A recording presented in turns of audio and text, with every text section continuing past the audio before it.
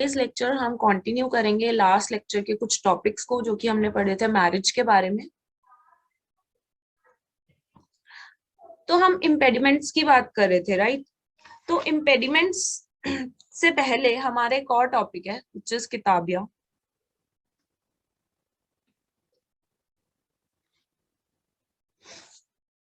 Right.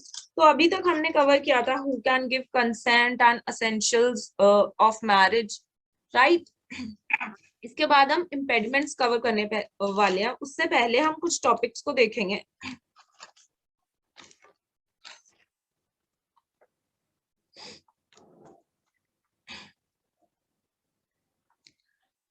देखिए, impediments to marriage, जैसे कि मैंने आपको बताया था, नंबर ऑफ मैरिज जो होती है मुस्लिम मेल जो कर सकते हैं,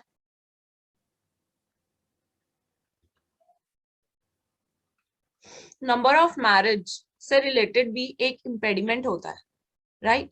नंबर ऑफ मैरिज कितने कर सकते हैं मुस्लिम मेल?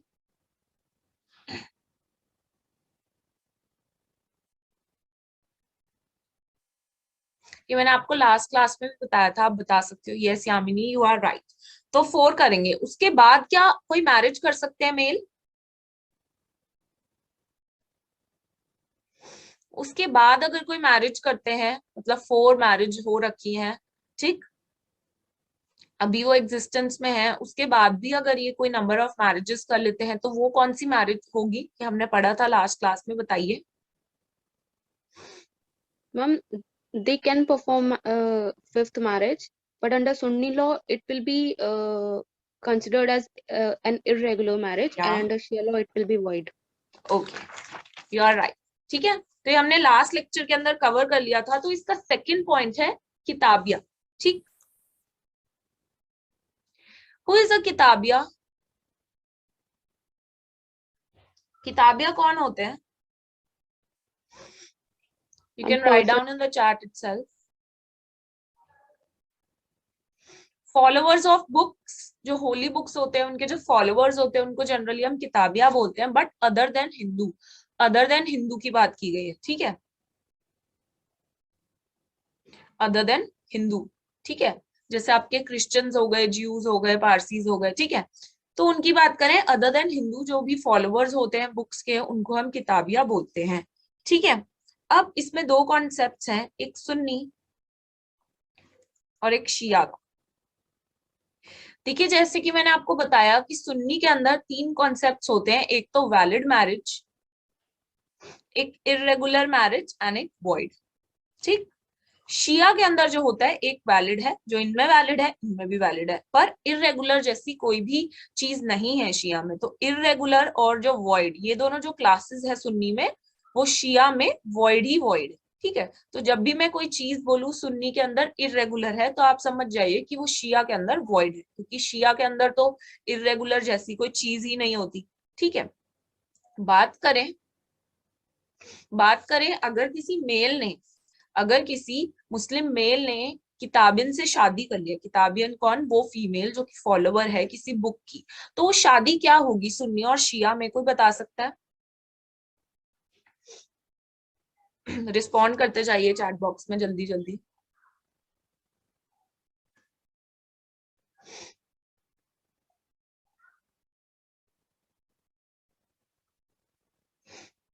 अगर कोई मेल, मुस्लिम मेल अगर शादी करता है किताबियन से, तो सुन्नी और शिया के अंदर क्या होगी?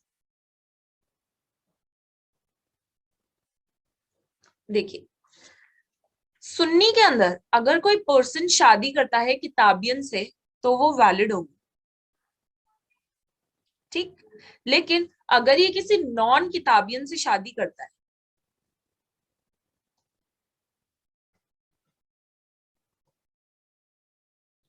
तो वो क्या होगी? अभी हम सुन्नी की बात कर रहे हैं, तो वो क्या होगी?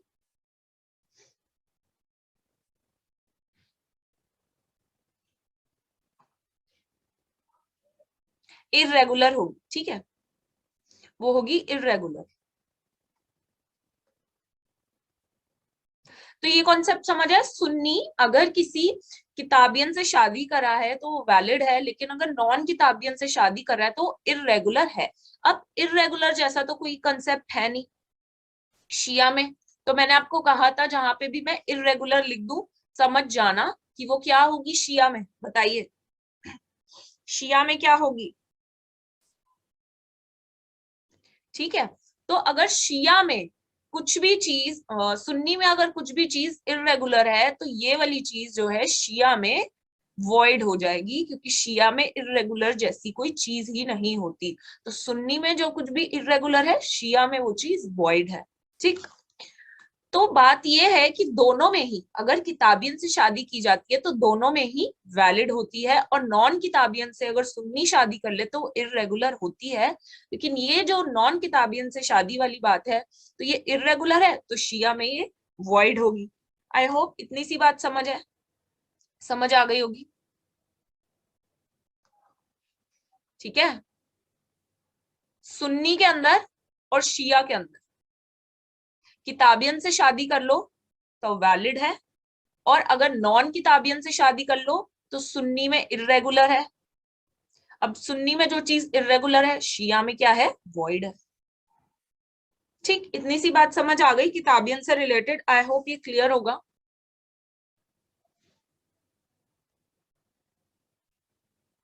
ठीक है, अब आगे चलते हैं, इम्पेडिमेंट्स पे ही रिलेशनशिप की बात करता है। रिलेशनशिप में कॉन्सैग्निटी,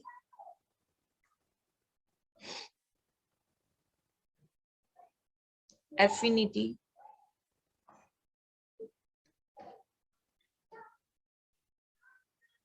फॉस्टरेज। ठीक है, कोई बता सकता है इन तीनों का मतलब, कॉन्सैग्निटी, एफिनिटी और फॉस्टरेज क्या हो?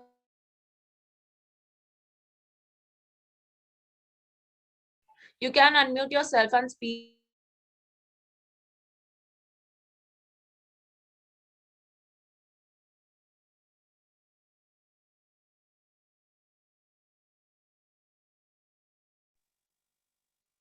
Ma'am,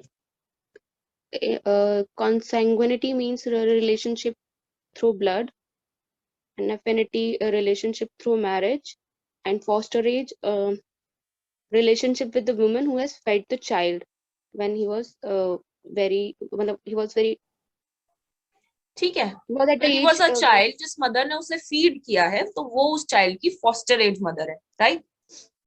नाउ ये कुछ ऐसे रिलेशनशिप्स है जैसे हमने हिंदू लॉ के अंदर प्रोहिबिटेड रिलेशन देखे थे या सपिंडा रिलेशनशिप देखे थे ना, उसी तरीके के ये भी रिलेशनशिप लिस्ट दी गई है कि इनके इनके साथ तो आप शादी नहीं कर सकते, इम्पेडिमेंट्स है। ठीक है, लेकिन कुछ एक्सेप्शन भी है कि इन केसेस में कर सकते हो। ठीक है, तो उन सब केसेस की हम बात करेंगे। सबसे पहले हम कॉन्जैग्निटी की बात कर रहे हैं, तो इसमें लिस्ट दी गई है। ठीक है, you can write it down और you can refer any book, whatever you want to do. देखिए, सबसे पहली बात तो ये है कि मदर और ग्रैंड मदर या high so ever great grand mother, great great grand mother, उनसे आप शादी नहीं कर सकते। दूसरी बात, आप अपनी ओन डॉटर से भी शादी नहीं कर सकते, ग्रैंड डॉटर से शादी नहीं कर सकते, एंड लो सो एवर यानी कि great grand daughter, great great grand daughter, ठीक है, उसके नीचे जो भी आ रही है सारी, उनसे भी आप शादी नहीं कर सकते। फिर आ जाती है आपकी सिस्टर, आप अपनी खुद की सिस्टर से भी शादी नहीं कर सकते।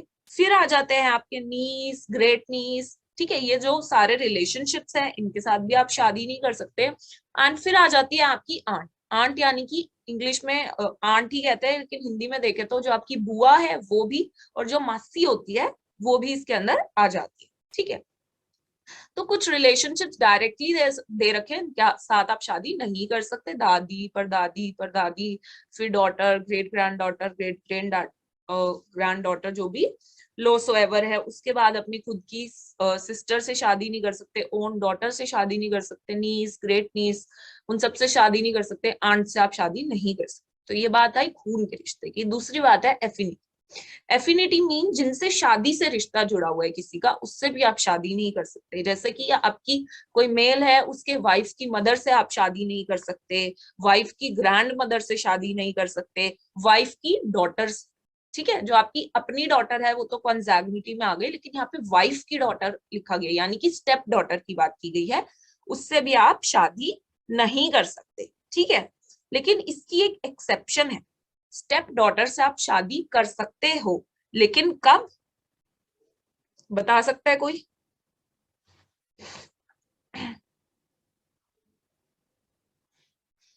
स्टेप डॉटर है, आपकी वाइफ की डॉटर है, उसके साथ आप वैसे तो शादी नहीं कर सकते, लेकिन एक एक्सेप्शन है जिसके अंदर आप शादी कर सकते हो। सोचिए वो एक्सेप्शन क्या होगी, कोई बता सकता है?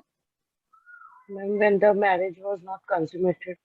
ठीक है, ठीक है, जब वाइफ के साथ मैरिज कॉन्ज्यूमेट नहीं हुई हो तब स्टेप डॉटर के साथ शादी हो सकती है, तो ये एक एक्सेप्शन है, लिख सकते हो आप।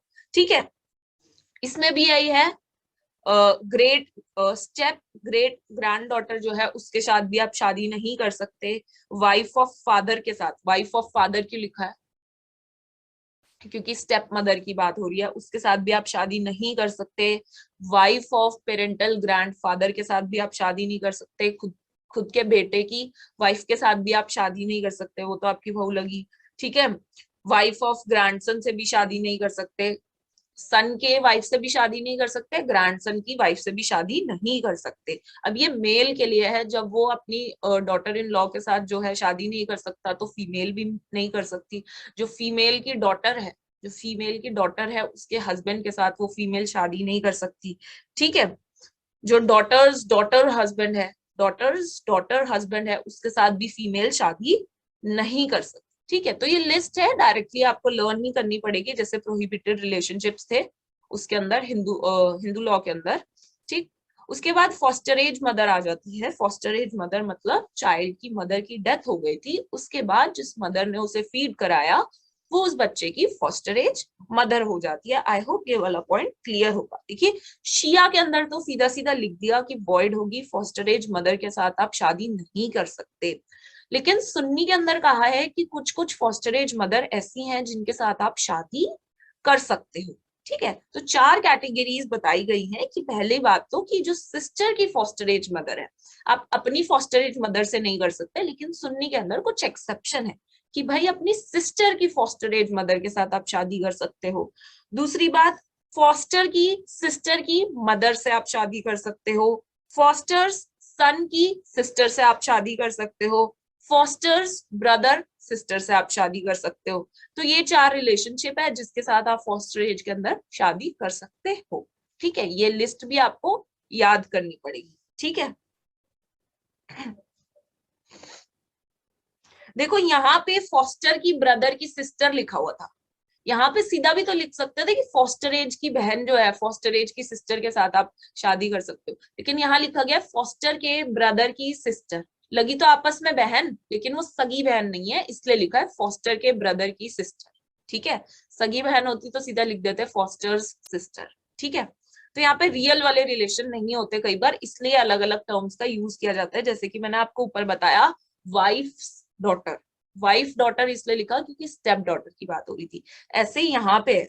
ठीक है, तो आपको ये कुछ चीजें देखनी पड़ेंगी। ठीक है, जहां पे सीधी सीधी टर्म यूज नहीं करी, ऑन डॉटर भी तो लिख सकते थे, पर वो उसकी खुद की डॉटर नहीं है ना, वाइफ की डॉटर है, इसलिए ऐसा लिखा गया क्योंकि वो स्टेप है। और यहाँ पे भी जो टर्म्स यूज की गई हैं, फॉस्टर्स ब्रदर सिस्टर। ठीक है, तो फॉस्टर सिस्टर ना लिख के फॉस्टर ब्रदर सिस्टर, क्योंकि वो दोनों आपस में जो है रियल नहीं है।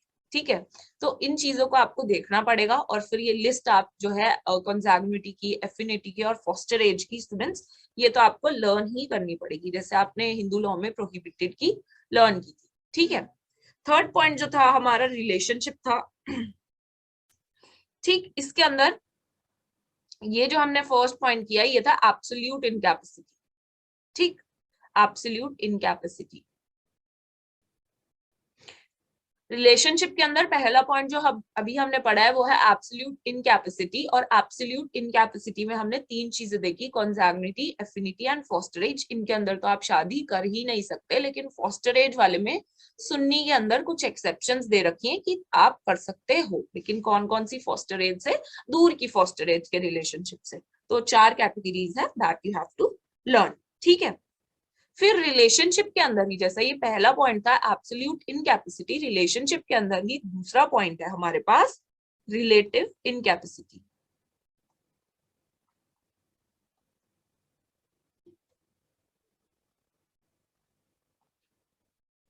ठीक, रिलेटिव इनकैपेसिटी के अंदर हम पढ़ेंगे अनलॉफुल कंजंक्शन,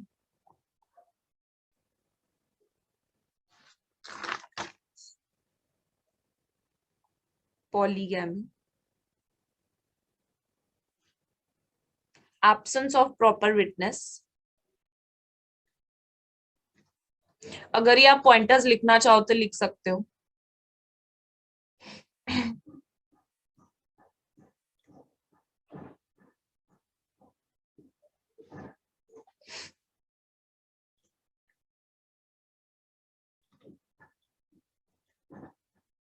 चल, ये बहुत सिंपल चीज है। जो ऊपर वाला था थोड़ा कॉम्प्लिकेटेड था, लेकिन ये इसमें जो चीजें हैं रिलेटिव इनकैपेसिटी, ये बहुत सिंपल है। ठीक है, कोई समझा सकता है इसको? Unlawful conjunction. देखिए, अनलॉफुल कंजंक्शन में सिंपल सी बात है कि जो आपकी वाइफ है, आप सेम दो ऐसी वाइफ से शादी नहीं कर सकते जो आपस में जिनका खून का रिश्ता है। जैसे कि आपने दो ऐसी लड़कियों से शादी कर ली सेम टाइम पे कि दोनों जो वाइफ्स हैं आपकी, वो जो हैं दोनों उनका खून का रिश्ता है, यानी कि दोनों बहनें हैं।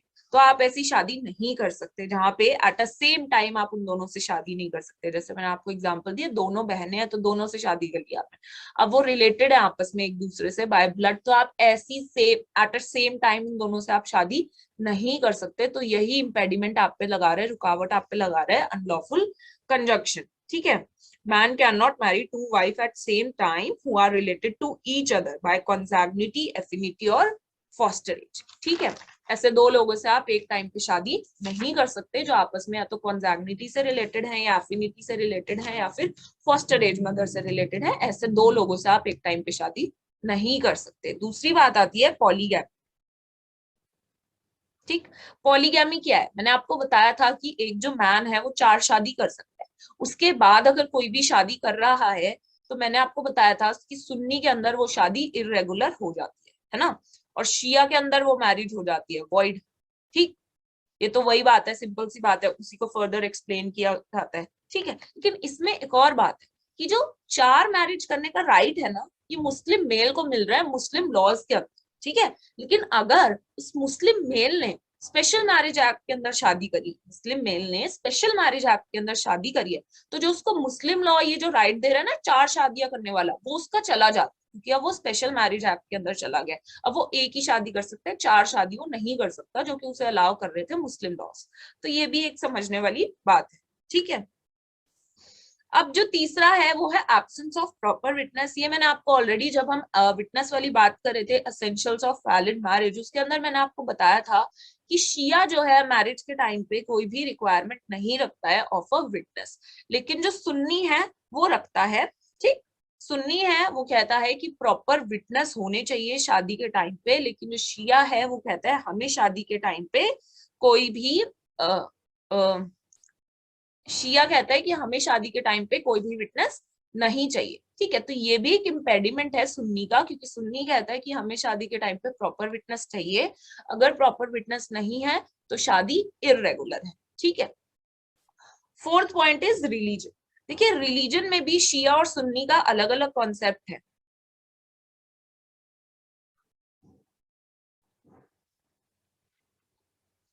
देखिए, सो सुन्नी है वो क्या होता है, ये किसी भी सेक्ट के लोगों से जो है शादी कर सकते हैं। ठीक है, किताबिया के अंदर मैंने बताया था कि ये किताबिया से शादी कर सकते हैं, वैलिड है। लेकिन लेकिन किताबिया कौन सा? जैसे कि आपके क्रिश्चियन हो गए, ज्यू हो गए, पारसी हो गए, है ना। अब वो किताबिया ऐसी है जो कि आइडल्स को या फायर को, अग्नि से रिलेटेड पूजा करती है, मूर्तियों की पूजा करती है। तो अगर उससे शादी कर रहे हो तो वो इरेगुलर आती है सुन्नी के अंदर। ठीक है, इरेगुलर आती है सुन्नी के अंदर। कौन सी किताबियां? जो आइडल, जो मूर्तियों की पूजा करती है और जो फायर वर्शिप करती है बेसिकली, उससे अगर आप शादी कर रहे हो तो सुन्नी के अंदर इरेगुलर है। और यही किताबियां, यही वाली किताबियां की अगर बात करें जो फायर और आइडल्स की पूजा करती है, जब वो सुन्नी में इरेगुलर है तो शिया में क्या होगी? जल्दी चैट में लिख के बताइए। इस तरीके की किताबिया से शादी करना सुन्नी में इरेगुलर है तो क्या होगी?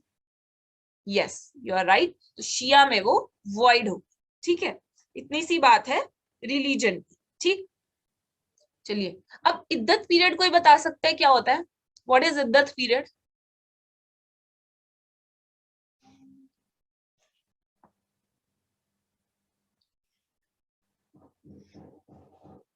What Ma'am, is it is iddat? a period which a woman has to observe either after divorce or after death of the husband. The purpose of it is to preserve the paternity of the child. ठीक है, purpose क्या है इद्दत period का? कि paternity को जानना है of the child. तो जब भी अगर विडोड वुमेन है या फिर उसका तलाक हो गया कि भाई वो प्रेग्नेंट थी या फिर नहीं भी थी प्रेग्नेंट लेकिन तलाक हो गया, तो उसके अलग अलग पीरियड्स बता रखे हैं कि इतने टाइम तक तो कम से कम वेट करना पड़ेगा, उसके बाद आप शादी कर सकते हो। ठीक है, उसके बाद आप शादी कर सकते हो। ठीक, तो इसके अलग अलग टाइम पीरियड है। अगर वो जो वुमेन है अगर वो विडोड है तो उसे कितना इद्दत पीरियड काटना होगा, अगर वो प्रेग्नेंट है तो कितना इद्दत पीरियड काटना होगा, और अगर उसका तलाक हुआ है तो कितना इद्दत पीरियड उसे काटना होगा। ठीक है, देखिए अब इद्दत पीरियड का बोल रखा है कि आपको सेकंड मैरिज नहीं करनी, फिर भी अगर कोई वुमेन जो है सेकंड मैरिज कर लेती है ड्यूरिंग इद्दत पीरियड, तो उसकी और वो उस मेल की शादी क्या होगी? इर्रेगुलर होगी। किसमें? सुन्नी में, क्योंकि इर्रेगुलर का कॉन्सेप्ट कहाँ है? सिर्फ और सिर्फ सुन्नी में। अब सुन्नी में इर्रेगुलर है तो शिया में इस तरीके की मैरिज क्या होगी? जल्दी बताइए।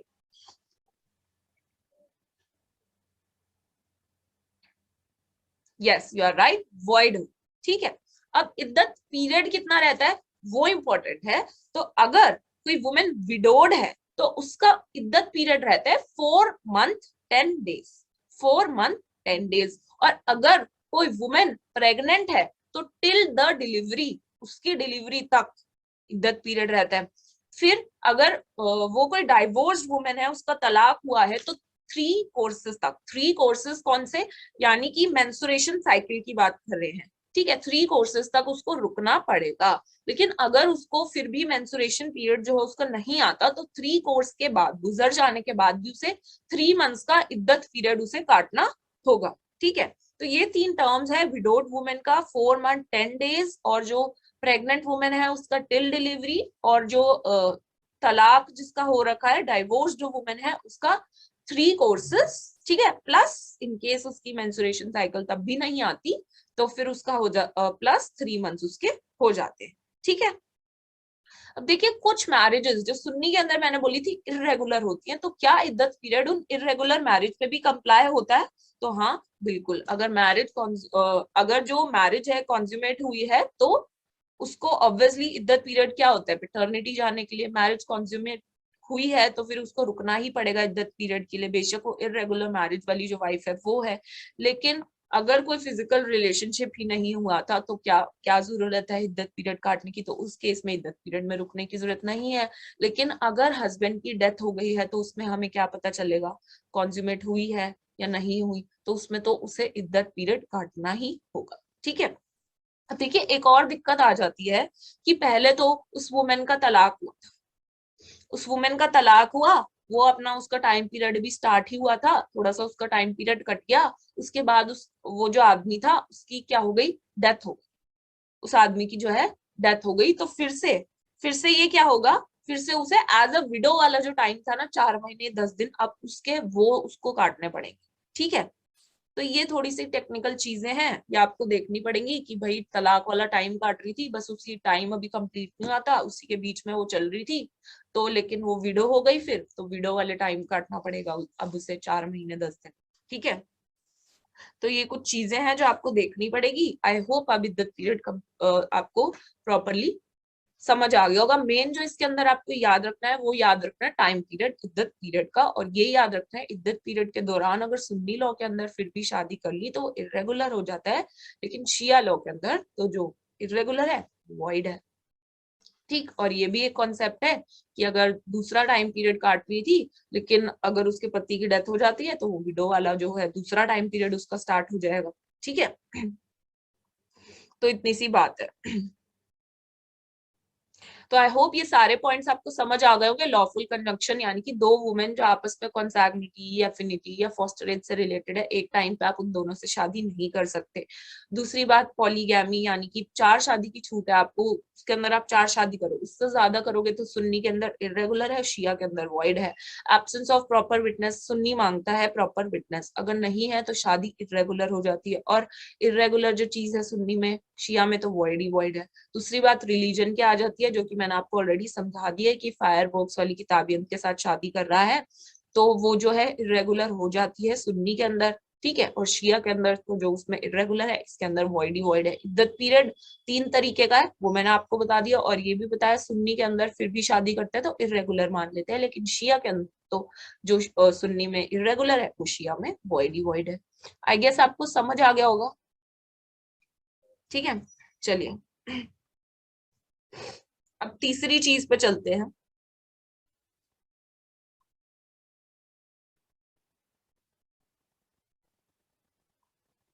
अभी तक हमने क्या क्या पढ़ा, एब्सोल्यूट इनकैपेसिटी, ठीक। फिर सेकंड हमने पॉइंट पढ़ा रिलेटिव इनकैपेसिटी।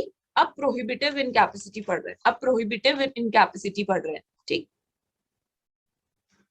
अब इसमें क्या देखेंगे हम, फीमेल से रिलेटेड चीजें देखेंगे। जो मुस्लिम फीमेल है, देखिए जो मुस्लिम मेल है तो 4 शादियां कर सकता था, लेकिन जो मुस्लिम फीमेल है वो सिर्फ एक ही शादी कर सकती है एट अ टाइम, ठीक है। एट अ टाइम वो एक ही शादी कर सकती है, जब तक उसकी जो फर्स्ट मैरिज है वो एग्जिस्टेंस में है वो दूसरी शादी जो है नहीं कर सकती, ठीक है। अब देखिए जो मुस्लिम वुमेन है, मुस्लिम वुमेन है अगर वो मैरी कर लेती है नॉन मुस्लिम से, मुस्लिम वुमेन अगर मैरी कर लेती है नॉन मुस्लिम से तो ये चीज सुन्नी के अंदर इररेगुलर है, ठीक है। और शिया के अंदर क्या होगा जल्दी बताइए।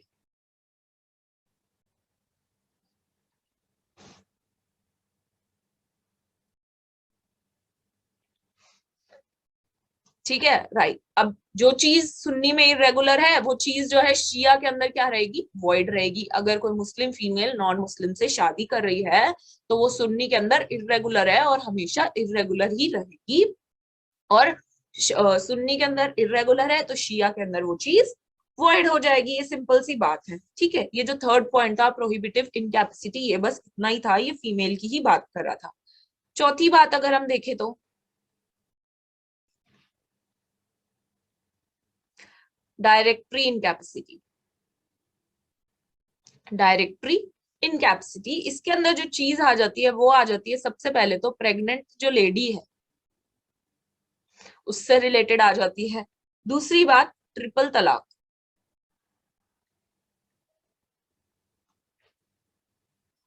पिलग्रिमेज,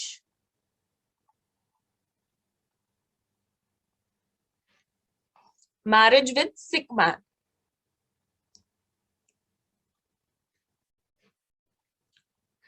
देखिए इसके अंदर क्या है, सेकंड पॉइंट जो है, ऑल्दो ये हम बाद में पढ़ेंगे जब हम डिसोल्यूशन ऑफ मैरिज वगैरह जैसी चीजें देखेंगे, बट उससे पहले भी जो पहले का कॉन्सेप्ट था हम उसको भी देखेंगे। देखिए जो प्रेग्नेंट लेडी है, प्रेग्नेंट लेडी है, मैंने आपको बताया था जब मैंने आपको इद्दत पीरियड कराया था कि कोई प्रेग्नेंट लेडी है तो टिल द डिलीवरी वैसे तो वो शादी नहीं कर सकती है ना, लेकिन अगर उसने शादी कर ली है, फिर जो प्रेग्नेंट लेडी है वो रीमैरी नहीं कर सकती जब वो प्रेग्नेंट है, लेकिन उसने अगर शादी कर लिया, ये तो यू ऑलरेडी नो। बताइए, ये तो यू ऑलरेडी नो सुन्नी में क्या होगा और शिया में क्या होगा इसका कॉन्सिक्वेंस।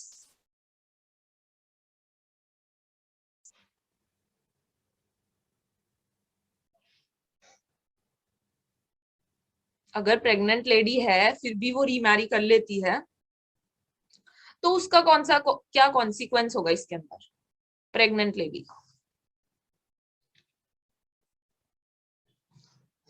देखिए सुन्नी के अंदर ना फिर भी इसे इरेगुलर कह दिया, ठीक है, लेकिन सुन्नी के अंदर इसे इरेगुलर कहा है लेकिन शिया के अंदर इसे वॉइड कहा है, ठीक है। शिया के अंदर इसे वॉइड कहा है, ठीक है। जैसे कि मैंने आपको बताया था अभी जो हमने पिछला पॉइंट पढ़ा था कि इद्दत पीरियड के अंदर अगर कोई वुमेन जो है शादी कर लेती है, इद्दत पीरियड वाले नोट्स निकालिए जल्दी। इद्दत पीरियड के अंदर मैंने आपको लिखवाया था ना कि सुन्नी अगर करती है तो वो इरेगुलर रहता है, लेकिन शिया जो कहती है वो वॉइड। तो इसमें भी तो वही है ना, उसमें क्या था second point, pregnant lady till the delivery, लेकिन उधर मैंने आपको बताया था कि सुन्नी इरेगुलर होता है सुन्नी के अंदर। तो यहाँ पे भी तो यही है कि प्रेग्नेंट लेडी अपने डिलीवरी से पहले कर रही है शादी तो सुन्नी के अंदर इरेगुलर है ना, ठीक है, और शिया के अंदर वॉइड है, ठीक। फिर बात आती है ट्रिपल तलाक की, ठीक है, ट्रिपल तलाक की। इसके अंदर क्या होता था, यहाँ पे मैं डायग्राम बनाती हूँ।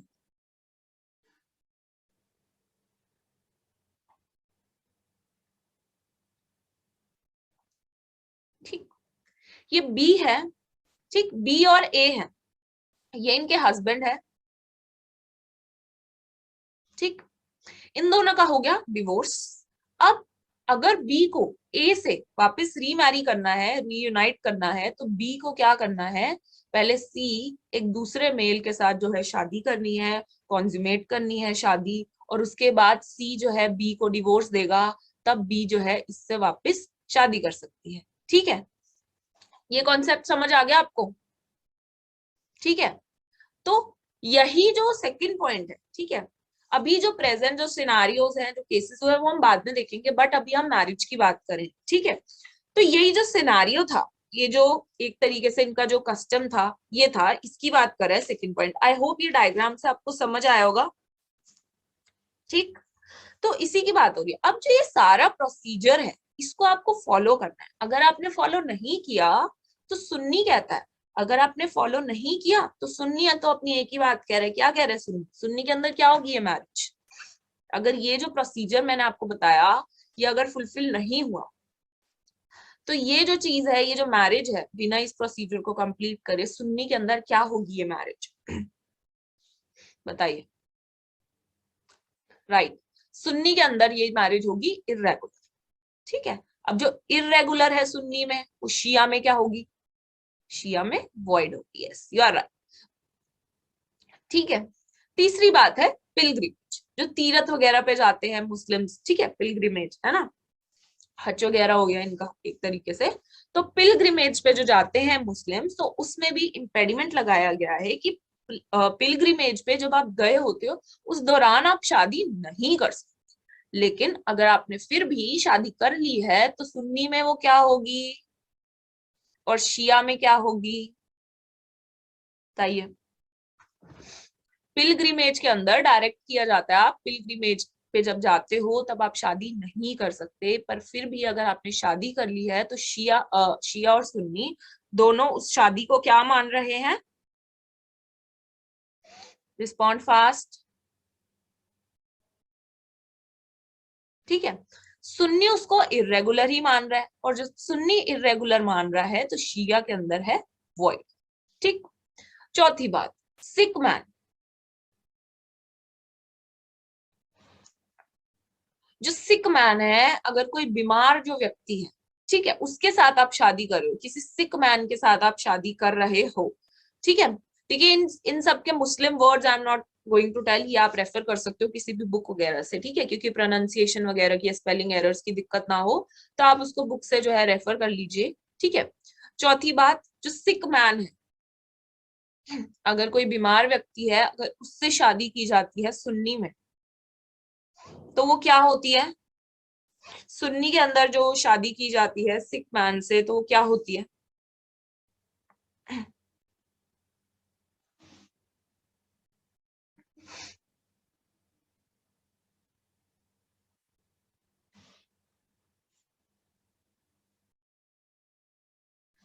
यस, तो इरेगुलर है। लेकिन अगर वो व्यक्ति जो है सही हो गया, ठीक है, पहले वो सिक था लेकिन अब वो ठीक हो गया, और शादी है कॉन्ज्यूमेट हो गई आपकी उससे शादी, तो फिर वो रेगुलर हो जाएगी। ठीक है, फिर वो मैरिज जो है रेगुलर हो जाएगी। ठीक है, अदरवाइज जो चीज इसमें इरेगुलर है, तो शिया में तो वॉइड है ही। ठीक है, शिया में तो वॉइड है ही।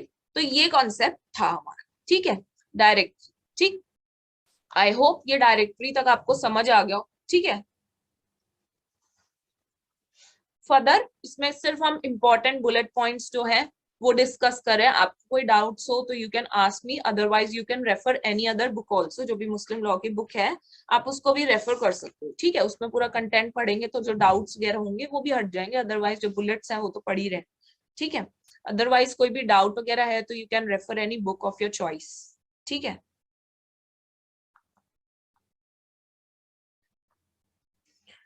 Kinds of marriage. ठीक है, सबसे पहली बात तो हमने ये जाना कि 3 तरीके की शादी होती है। ठीक है, एक तो होती है आपकी वैलिड। कौन कौन सी शादी होती है बताइए जल्दी? कितने तरीकों की शादी के कॉन्सेप्ट्स देखे मतलब हमने अभी तक?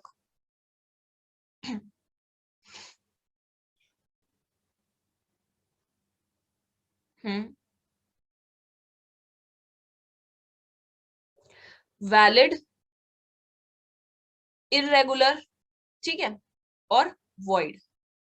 ठीक है, जो वैलिड है वो तो है ही, उसमें तो सारे राइट, सारी ड्यूटीज, सब कुछ है। तो जो हमें जानना जो जरूरी हो जाता है वो है वॉइड और इररेगुलर मैरिज के क्या कॉन्सिक्वेंस होंगे। ठीक है, तो सबसे पहले हम यही देखेंगे कि क्या कॉन्सिक्वेंस होंगे इररेगुलर और वॉइड मैरिज के। ठीक है,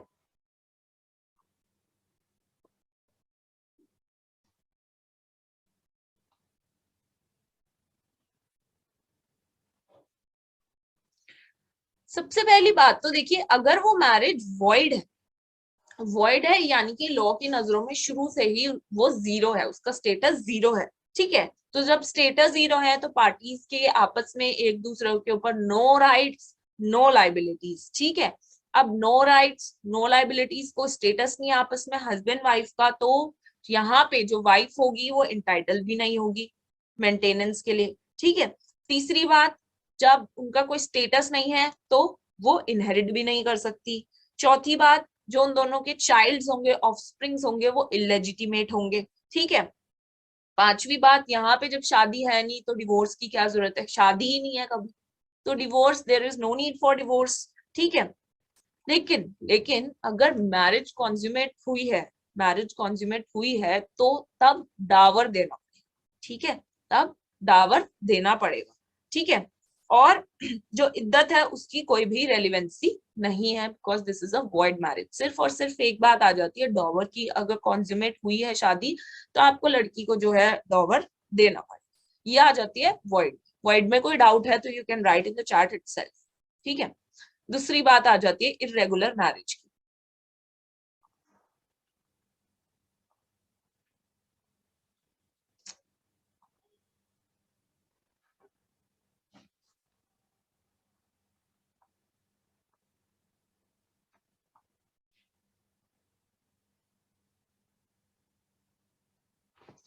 इद्दत की कोई रेलिवेंसी नहीं है वॉइड मैरिज में। ठीक है, इद्दत की कोई रेलिवेंसी नहीं है वॉइड मैरिज में, इसके अंदर, क्योंकि मैंने आपको पहले ही बताया कि वो चाइल्ड इलेजिटिमेट ही है।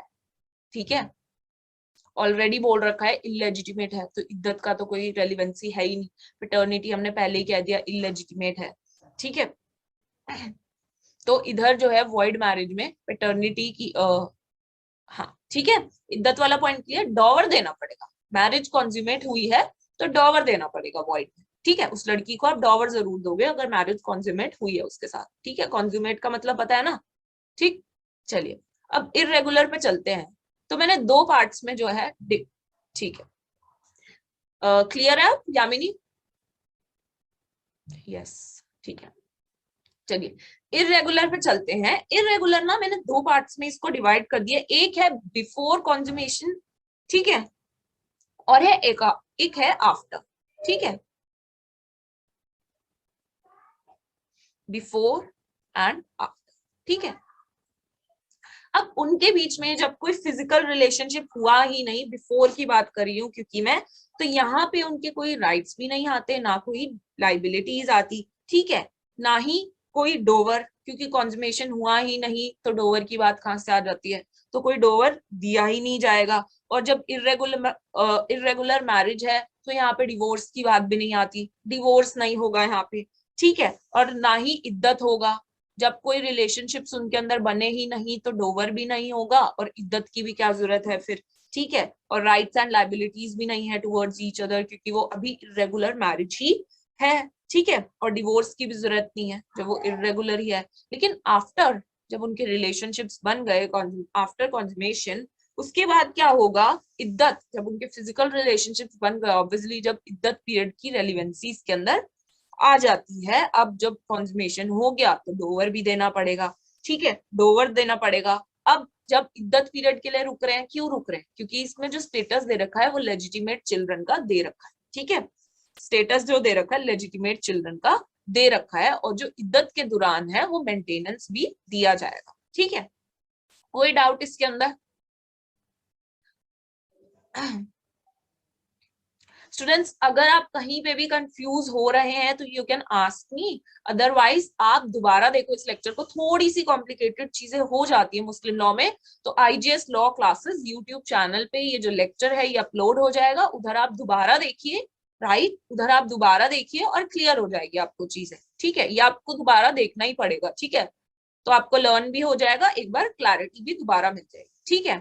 तो बिफोर और आफ्टर का ये मैंने आपको फर्क बताया। देखो जनरली अगर मैं इन जनरल टर्म्स बताऊं, अगर आपका किसी वुमेन के साथ कॉन्ज्यूमेट हुआ है रिलेशनशिप, तो आपको डोवर तो देना ही होगा, डोवर तो आपको देना ही होगा। जैसे हमने वॉइड में भी देखा कि अगर आपका हुआ है उसके साथ रिलेशनशिप्स बने हैं तो आप डोवर तो दोगे ही दोगे, ठीक है, राइट, डोवर तो दोगे ही दोगे। तो जैसा कि हमने इर्रेगुलर में देखा कि डोवर तो देंगे ही, लेकिन वॉइड में क्या है ना, यस, मेंटेनेंस ड्यूरिंग इद्दत देना पड़ेगा, इर्रेगुलर, ठीक है। तो इतनी सी बात आपको क्लियर है स्टूडेंट्स? मैंने सारे पॉइंट्स बताए हैं, अब मैं बार बार रिपीट नहीं करूंगी, हमें आगे भी चलना है, बहुत लंबे टॉपिक्स हैं, ठीक है। तो आप इस लेक्चर को, रिकॉर्डेड लेक्चर को दोबारा देख सकते हैं जितनी बार चाहें, ठीक है, आपको सारी चीजें समझ आएंगी। उसके बाद आ जाते हैं हम नेक्स्ट टॉपिक पे, जो कि है रजिस्ट्रेशन ऑफ मैरिज। क्या रजिस्ट्रेशन ऑफ मैरिज कराना मुस्लिम लॉ में कंपल्सरी है?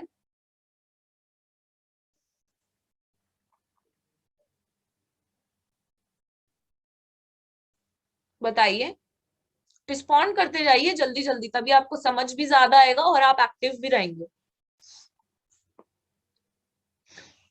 रिस्पॉन्ड करते चलिए। Yes, good Yamini. देखिए मुस्लिम लॉ में रजिस्ट्रेशन जो है मैंडेटरी नहीं, इट इज नॉट मैंडेटरी, ठीक है। तो इससे रिलेटेड एक केस भी है जो कि हमने हिंदू लॉ के अंदर भी पढ़ा था, ठीक है, जो कि है, कौन सा केस है बताइए रजिस्ट्रेशन से रिलेटेड, हिंदू लॉ के अंदर भी हमने पढ़ा था। Yes, good. Mute yourself please everyone.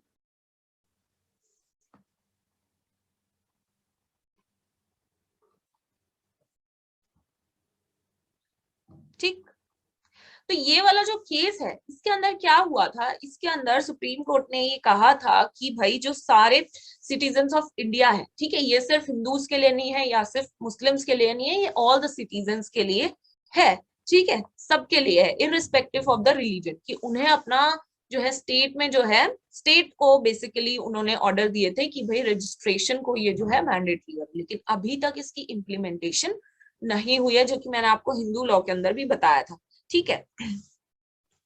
चलिए, ये एक छोटा सा कॉन्सेप्ट था, रजिस्ट्रेशन इज नॉट मैंडेटरी, और ये केस के बारे में भी लिख सकते हैं जिसका इम्प्लीमेंटेशन अब तक नहीं हुआ है, ऑल दो स्टेट, सुप्रीम कोर्ट ने जो है स्टेट्स को कहा था कि अपना अपना बनाओ मैंडेटरी करने के लिए, लेकिन अभी तक ऐसा हुआ नहीं, ठीक है। दूसरी बात करें, हस्बैंड, सेक्शन 9 क्या था एचएमए के अंदर, कोई बता सकता है?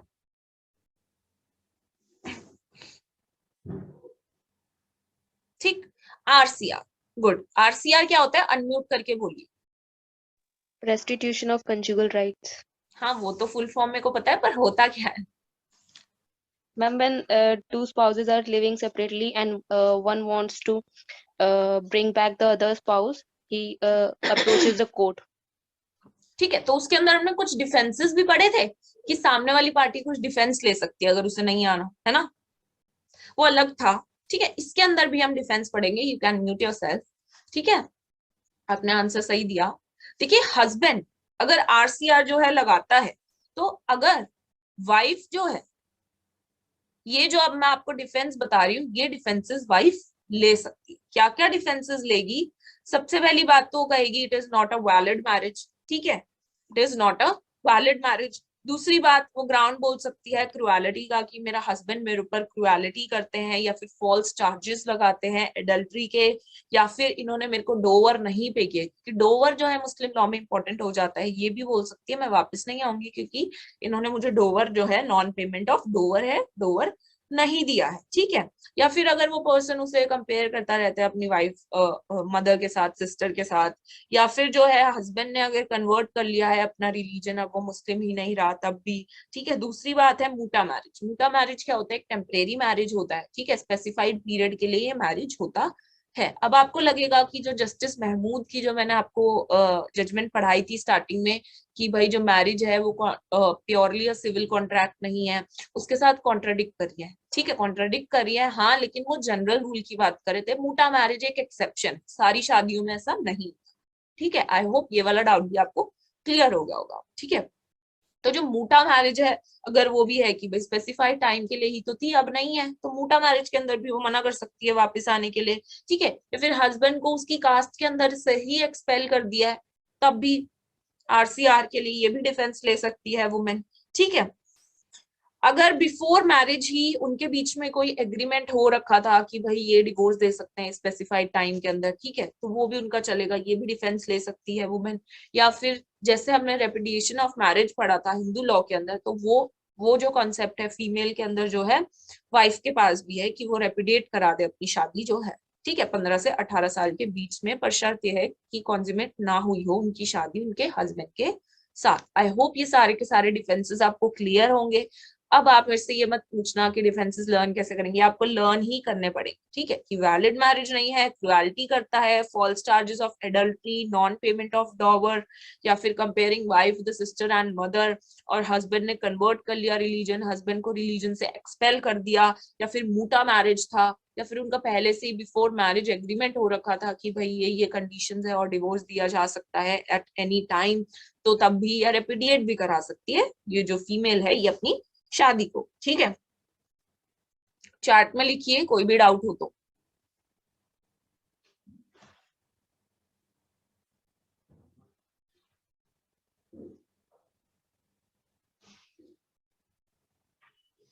कोई डाउट?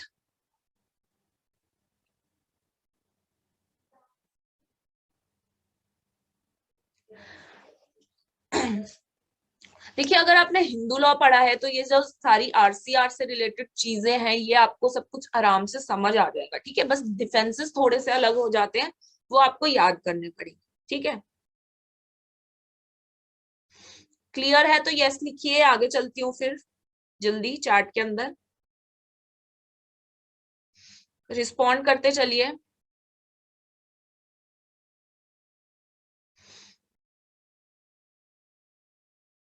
ओके, ये सारी चीजें स्टूडेंट्स आपको लर्न ही करनी पड़ेगी, जैसे रिलेशनशिप्स हो गए, कॉन्सैग्निटी के, एफिनिटी के, या फॉस्टर एज के, उसके अंदर जो लिस्ट है वो आपको लर्न ही करनी पड़ेगी। ये भी आपको लर्न करना पड़ेगा कि कौन सी मैरिज इरेगुलर है, कब जो है वैलिड है, कब जो है वॉइड है। ठीक है, या फिर कुछ के अंदर मैंने आपको बताया कि वो रेगुलर हो जाती है, कब होती है वो भी आपको लर्न करना पड़ेगा। और जो आरसीआर के अंदर जो मैं अभी आपको पढ़ा रही हूँ कि वाइफ डिफेंस ले सकती है इस ग्राउंड्स पे, तो ये ग्राउंड्स भी आपको लर्न ही करने पड़ेंगे। ठीक है, चलिए अगर आगे चले तो देखिए अलग अलग मैरिजेस की भी बात की गई है। एक है वैलिड रिटायरमेंट। ठीक है, वैलिड रिटायरमेंट कोई बता सकता है कि क्या होता है? थोड़ा सा लेमैन लैंग्वेज में ट्राई कीजिए, otherwise I will correct you. Ma'am, it is a presumption under it when husband and wife uh, have spent a alone time together, then it will be presumed that they have consummated their marriage. ठीक है, और शिया में होता है ये concept? No, it is recognized by Sunni only. ठीक है, पहली बात तो ये सुन्नी के अंदर ही होता है। ठीक है, दूसरी बात कि भाई ये अलोन रह रहे हैं और इनके ऊपर कौन कौन से इम्पेडिमेंट्स नहीं है, ना तो इन पे कोई फिजिकल इम्पेडिमेंट्स लगा रखे हैं, ना कोई मॉरल इम्पेडिमेंट्स है, ना कोई लीगल इम्पेडिमेंट्स है। They are living freely, they are living alone. ठीक है, this is the concept of valid retirement. ठीक है, और ये सिर्फ और सिर्फ सुन्नी में है, शिया में ऐसा कोई भी कॉन्सेप्ट नहीं है। ठीक है, can you give any example A और बी करके?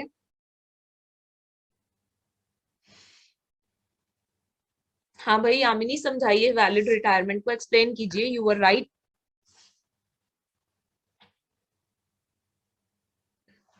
आई think you are mute, unmute yourself and speak.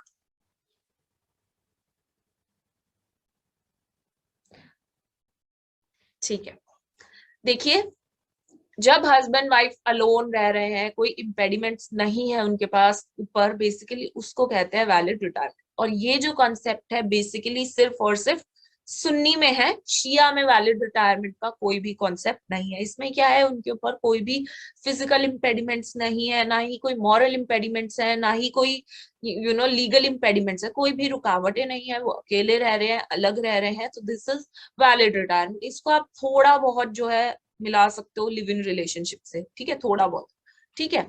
तो लेकिन ये इंपॉर्टेंट बात याद रखने की है कि ये सिर्फ सुन्नी के अंदर होता है और ये शिया के अंदर जो है ये कॉन्सेप्ट नहीं होता है, ठीक है। थोड़ा बहुत आप इसके बारे में पढ़ लेना, ठीक है, शॉर्ट नोट के लिए you can prepare it from any book. जो अभी तो मैंने आपको बुलेट्स बताया ना, ये सिर्फ आप बुलेट्स थोड़ी ना लिख के आओगे एग्जाम के लिए, तो आपको एक आंसर चाहिए, तो वो आप किसी बुक से पढ़िए, आपको थोड़ा सा टेक्स्ट भी समझ में आ जाएगा कैसे लिखना है, क्या लिखना है। आपको लिखना है कि ये सुन्नी के अंदर होता है, इसमें जो हस्बैंड वाइफ है वो अलोन रहते हैं, उनके ऊपर कोई भी इम्पेडिमेंट्स नहीं होते, और ये मैरिज शिया के अंदर नहीं होती है, ठीक है। दूसरी बात, एक और कंसेप्ट आ जाता है जो कि is very important, it is मूटा मैरिज। मूटा मैरिज जो मैंने आपको जस्टिस महमूद की जो बताई थी जजमेंट स्टार्टिंग में लेक्चर 1 के अंदर, उसके अंदर मैंने आपको 3 पॉइंट्स बताए थे कि भाई बाकी सारे जजेस ने तो बोला कि भाई जो मुस्लिम मैरिज है वो प्योरली अ सिविल कॉन्ट्रैक्ट है, लेकिन जस्टिस महमूद ने कहा मानता हूं कि ये सिविल कॉन्ट्रैक्ट है, लेकिन ये प्योरली सिविल कॉन्ट्रैक्ट नहीं है, ठीक है। पहली बात तो इसमें कॉन्टिंजेंट कॉन्ट्रैक्ट्स नहीं होते, और लास्ट पॉइंट उन्होंने जो कहा था वो कहा था कि जो मैरिज है वो लिमिटेड पीरियड के लिए नहीं होती, ठीक है। एक पॉइंट उन्होंने ये भी कहा कि ये लिमिटेड पीरियड के लिए नहीं होती है, लेकिन उस चीज को जनरली कहा था जस्टिस महमूद ने कि मूटा मैरिज जो है ये सिर्फ एक एक्सेप्शन है। मूटा मैरिज होता क्या है ये बताइए, बहुत सिंपल कॉन्सेप्ट है, लेमैन लैंग्वेज में बताइए, बट ट्राई कीजिए। As I always say just respond in the class, उससे आपको एक्टिवली आपका पार्टिसिपेशन भी होगा, समझ भी आएगा, ठीक है। तो बताइए मूटा मैरिज क्या होता है, लेमैन लैंग्वेज में बताइए। Unmute yourself and speak. Ma'am, marriage for a specific time period only. And और कुछ? Mm. शिया के अंदर Term is होते हैं, not fixed, then such marriage will be void. Sorry can you repeat? Ma'am, if marriage, term of the marriage is not fixed, then such then marriage will be void. Will be void if it is not fixed, Yes, term. ठीक है। और अच्छा, आपने void कहा जिसमें specified time नहीं होता है ना, क्या हाँ जी. वैलिड मैरिज में स्पेसिफाइड होता है टाइम? No. तो क्या हम ऐसा नहीं कर सकते कि जो स्पेसिफाइड नहीं होता टाइम वो हम कंसीडर कर लेंगे कि वो वैलिड मैरिज है? चलिए म्यूट योरसेल्फ, इसके बारे में हम पढ़ते हैं। देखिए मूटा मैरिज जो है, आपने बिल्कुल सही कहा कि ये स्पेसिफाइड टाइम के लिए होती है, यानी कि हम इसे टेम्परेरी मैरिज भी कह सकते हैं, ठीक है। एक तरीके की टेम्परेरी मैरिज होती है, और ये कौन से सेक्ट में होती है, शिया के अंदर होती है, ठीक है। शिया के अंदर होती है, वो भी एक इनका स्कूल है, इतना इशारी स्कूल, उसके अंदर, ठीक है। प्रोनाउंसिएशन हो सकता है गलत हो, you can see the name, ठीक। शिया के अंदर एक स्कूल है, इथारा अशारी स्कूल, उसी के अंदर ये होता है, ठीक है। मूटा मैरिज जो कि है टेम्परेरी मैरिज, राइट।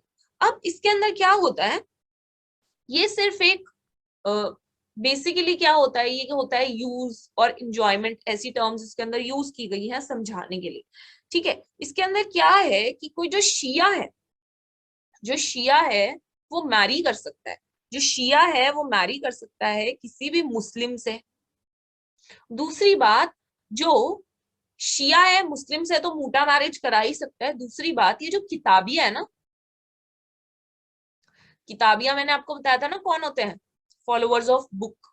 तो जैसे कि मुस्लिम हो गए, ज्यू हो गए, पारसी हो गए, है ना, उनसे भी ये शादी मूटा मैरिज ये वाली कराई जा सकती है।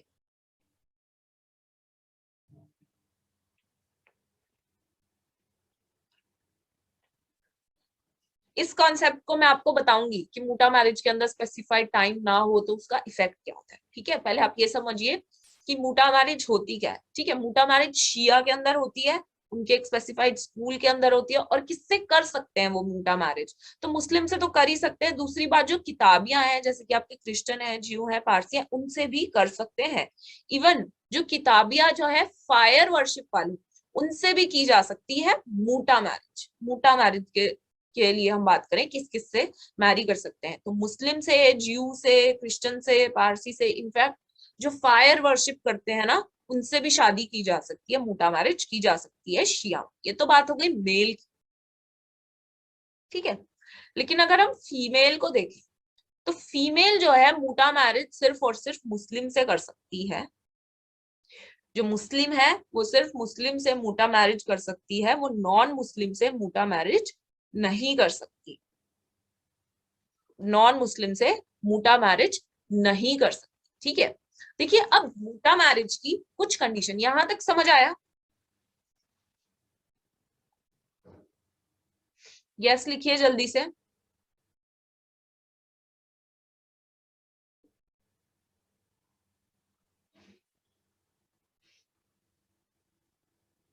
ठीक, देखिए अब इसकी दो कंडीशंस है।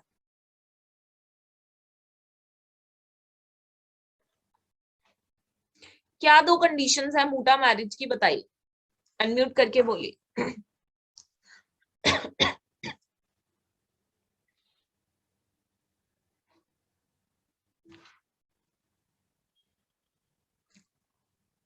मूटा मैरिज की जो कंडीशंस है वो क्या है?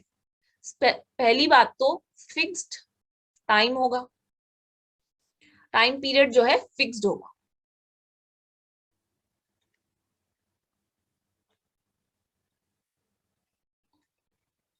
दूसरी बात, टाइम पीरियड फिक्स्ड है, तो दूसरी बात क्या है कि भाई फिक्स्ड डॉवर होगा।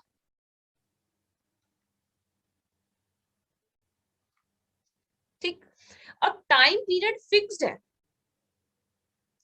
इससे अगर आप कम में, टाइम पीरियड है फिक्स्ड, फॉर एग्जांपल दे रही हूं मैं, 4 मंथ्स का जो है टाइम पीरियड फिक्स्ड है, और सिर्फ आपने 2 मंथ्स जो है मैरिज रखी, उसके बाद आप टर्मिनेट करना चाहते हो उस फीमेल से अपनी मूटा मैरिज को, तो जो रिमेनिंग पीरियड है ना, आपको उसके लिए कुछ उसको कोई गिफ्ट देना पड़ेगा, ठीक है। अब वो स्पेसिफाइड गिफ्ट नहीं है, वो कुछ भी हो सकता है, ठीक है। अगर जो टाइम जो था स्पेसिफाइड ज्यादा था, उससे पहले आपने टर्मिनेट कर दी, तो जो बाकी का टाइम है उसके लिए आपको उसको गिफ्ट देना पड़ेगा, ठीक है। एक तो ये पॉइंट, ठीक। अगर स्पेसिफाइड पीरियड से आप ज्यादा रह रहे हो, या स्पेसिफाइड पीरियड जो है फिक्स कर ही नहीं रखा आपने, फिक्स कर ही नहीं रखा, तो क्या वो मूटा मैरिज होगी या फिर वो वैलिड मैरिज बन जाएगी? बताइए। हाँ, अब यामिनी जो आपने चैट में लिखा उसको एक्सप्लेन कीजिए, बताइए। यू आर राइट, बताइए इस क्वेश्चन का एग्जाम्पल। अगर टाइम फिक्स नहीं किया है, you can unmute your self and speak. अगर टाइम फिक्स नहीं किया है तो क्या होगा? Valid marriage. ठीक है, तो ये एक केस में भी हुआ था, शौरत सिंह वर्सेस जाफरी बेगम के केस में हुआ था। क्या हुआ था ना कि भाई वो लॉन्ग टाइम से एक साथ रह रहे थे, ठीक। कोई बता सकता है इस केस के बारे में?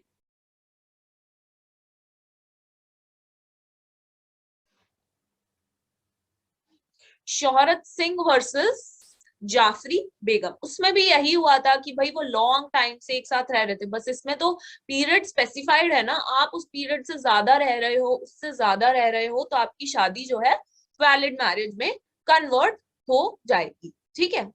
ठीक, अब इस टॉपिक को, आज के लेक्चर को स्टूडेंट्स हम यही खत्म करते हैं। नेक्स्ट लेक्चर के अंदर